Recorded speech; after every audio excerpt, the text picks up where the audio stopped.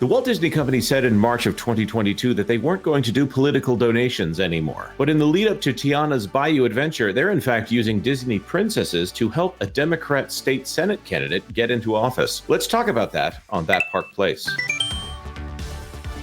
Hello, I am Jonas J. Campbell, an investigative reporter for That Park Place, and here with me is theme park guru, Mr. VashSky. Are you feeling guru-y right now, Vash?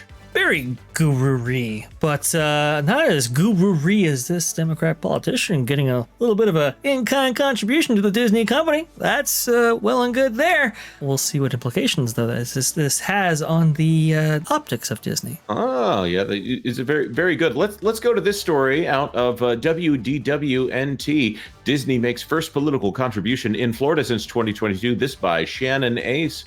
Down here, it says that 2 years ago, Disney suspended political contributions in Florida after it was discovered they had donated to all the sponsors of the controversial. Wait. That's too much. That's too much spin. Let's go over here to the Orlando Sentinel here. Disney starts giving to Florida politicians again. Senator Thompson says, well, Senator Thompson is happy to tell everyone that she's got that bag. Disney's Princess Tiana appears on the invitations to Democratic State Senator Geraldine Thompson's fundraiser next month. And with that image comes the return of a major player in Florida politics. The Walt Disney Company provided theme park tickets, Thompson said, in what's known as an in-kind contribution. It could be the first contribution to a Florida politician in more than 2 years from the entertainment giant, once one of the biggest donors of the Democrats and Republicans alike. In March of 2022, Disney suspended all political contributions in Florida in the wake of the controversy over the so-called parental rights and education bill that prohibited government employees in a school setting from teaching kids about bedroom issues. Oh, here it is, which bans instruction on sexual orientation or gender identity in schools. Up to 8th grade, I believe, was what was on the docket there in March of 2020. No, 8 years old, so 3rd grade maybe. Then CEO Bob Chapek stated his opposition to the bill after criticism from some fans and the LGBT community for not speaking out.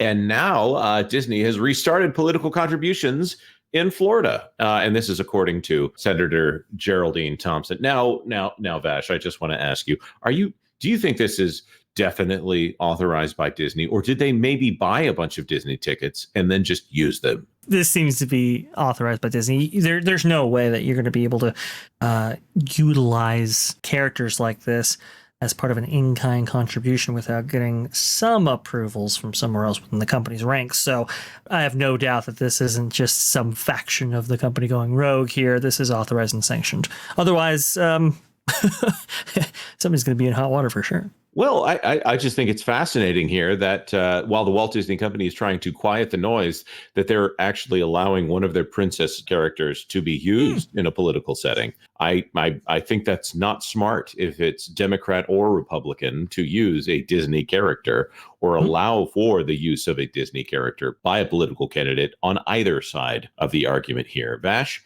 is there a history of that happening? Yes and no. I think there might have been instances in which they've given the likes of Mickey and so forth and assisted in campaigns that way. But if there were, they wouldn't have been highly publicized, especially in this way. Because I can't think of off the top of my head, but I'm sure it's happened before. I think it's possible. I'd like to see some documentation of it. I'm sure there's someone that's watching this video right now that is aware of the perfect example and just can't wait to tell us. Of course, let us know in the comment section down below. If they have done it, I don't think it's wise. And I'd love to know the context here. If I can try to read this, it says, enjoy a magical time with Senator Geraldine F. Thompson on June 7th and support her re-election to Florida Senate District 13. Spend a day at Walt Disney World and join Senator Thompson for dinner and a fireworks display to wind down the adventure. Looks like $1,000 can get you 4 park passes and dinner. 3 for $700, 2 for $300, and 1 for $250 here. It seems like the best deal here is probably that $200 or maybe even that $300 level there. Or maybe I'm just not reading that right because it's so fuzzy here on it. You gotta let them know by the 31st, by the way, if you want to go support Geraldine Thompson. right there.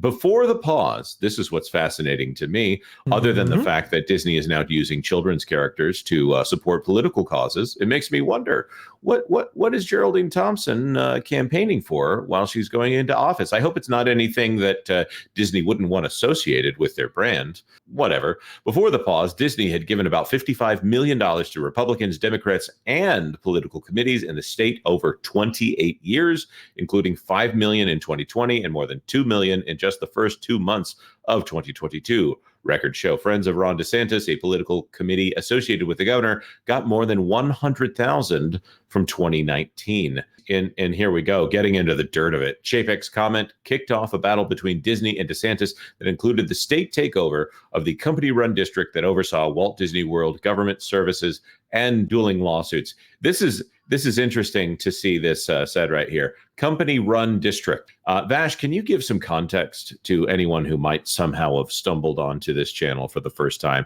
What is that referring to?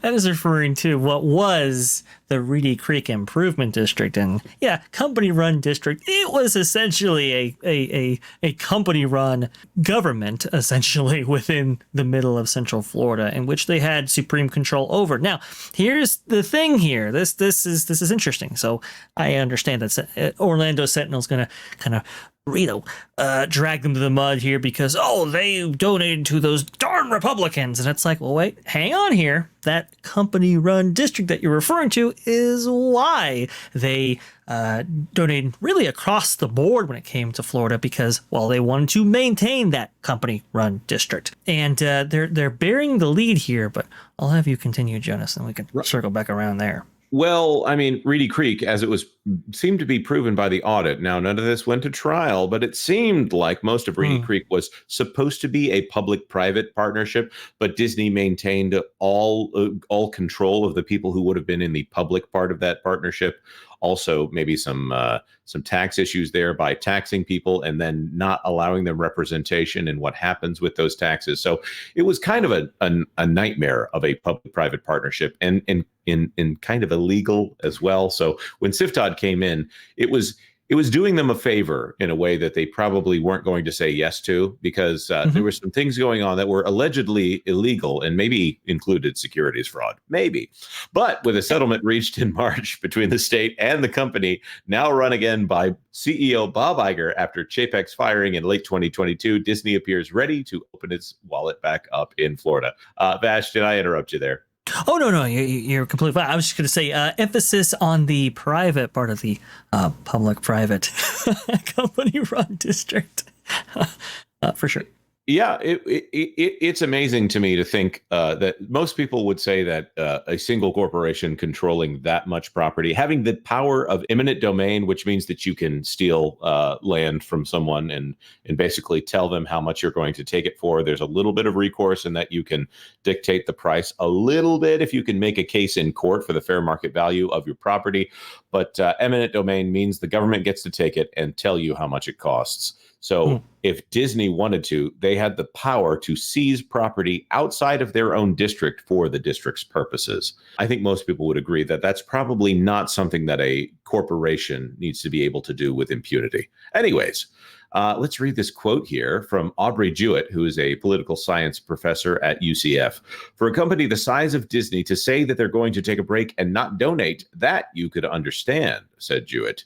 But to permanently stay out of the influence business, that would have been pretty hard to believe. And that is what I believe as well. The idea that Disney has not been politically active in some way, it's kind of silly. We know that Bob Iger, for instance, has gone on to earnings calls and said that even the Reedy Creek issue and the cftod issue with it, he considered that a civil rights issue because they were infringing on his right to free speech. So why wouldn't they donate to the political candidates that they prefer? Well, I can tell you why they wouldn't donate to those political candidates they prefer, Jonas, because remember, they stopped with the political donations in the wake of the Parental Rights and Education Bill being passed within the Florida legislature.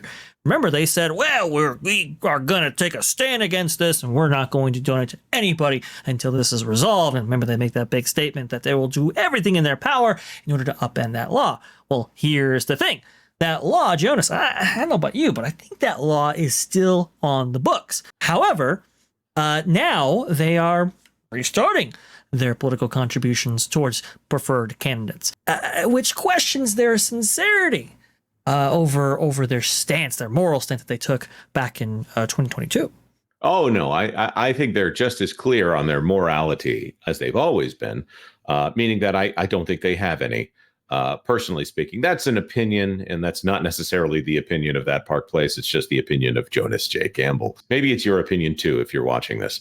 Let's talk about this brief wrap up here. Monetary value of Disney park tickets varies from $149 to $210 for Florida residents on June 7th. According to the company's website, in-kind contributions must be reported in campaign filings, but contributions for the April and May period don't have to be filed until June 10th. That's interesting there. Filings must then be made every 2 weeks until the election. Asked whether Disney would be starting to make cash donations in Florida again soon, Thompson said she understood it would have to be approved by higher-ups at the company's California headquarters. They're waiting to hear from Burbank, Thompson said. So this is fascinating to me.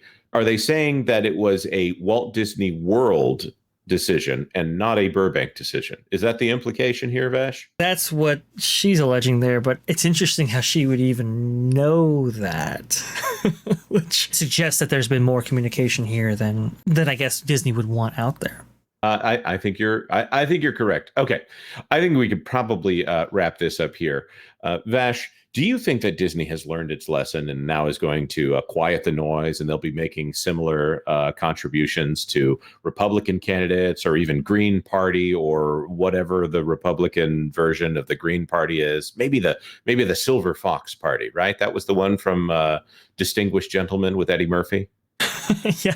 Look, I think they donate across the board, given the circumstance and their position, in which politicians happen to be empowered to preserve their position, right? This is what they do. I don't think they've learned any lesson right here. The fact that they're, they've engaged in a in-kind contribution to this Democrat senator, I don't think it means as much. And this is to say that that Disney will continue to donate across the board in order to preserve whatever position that they feel they have, right? So if it's cftod and happens to be run by the people of the blue stripe or the people of the red stripe, it doesn't matter. They want to preserve the status quo, and obviously to prevent this a cftod-like situation from breaking out. So that's what they're doing, and that's what they've always done. It's who they've always been, and it's really unfortunate to see them make these donations in this way, but it's who they are. Yeah, I agree. And well, as far as another cftod situation, it seems like they can't suffer any more than they've already suffered from that mishap there.